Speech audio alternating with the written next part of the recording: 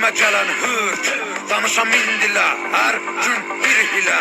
Mərkiyə qadağalarım, doğrana dilim eli ilə Mənəm burada sahibi mülkətim türkdür, qanım türk Yer üzündə kul mənəm, düşmanıma qul mən Nəsimi kamanından bıraxdığı o tir mənəm tir mən Qırmızı gözlərim çalxalayıb salaram bura toz toz duman mən Vermərəm aman mən bir bax heybətə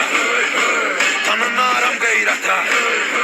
Bağlıyam risalətə Babək kimi doğranamaya cüsarətə Düşəm əgər zarətə mübarizəm Tək başıma yığınıza qəniməm Əlimlə verəm vətənə paytəni Mən öncədən bir ki çoxunu bəliyərəm Qoyanam qana türkümü məliyərəm Ayaq olcu qurtlar rəqs eləyir Yer gəlir gəng eləyir Əlim tüfəngimə Kim gəlir cəngimə Poladaşım ov cənginə Gölgəmə hürkür Özün qorxuya pürkür Mənim elimdir türküm şükür Şükür bükür bükür Yırtıcı ələmin vaxtıdır artır qədəmi Mədəminə səbəb olacam ey mənə deyən pan Mənim mehmetçiklərim hər biri xan Məni qan vətənin hər yarasına Geci tezi var alınacaqdır intiqam Bağır durmamışıq vurulur qılan Ay qıvrılan ilan bil Qartalın baxır inan Qan qoxusu gəlir güman ki sığmır bıra qorxular Bizdə bunlar çoxdular Can dələnlər yurda Qan edənlər burada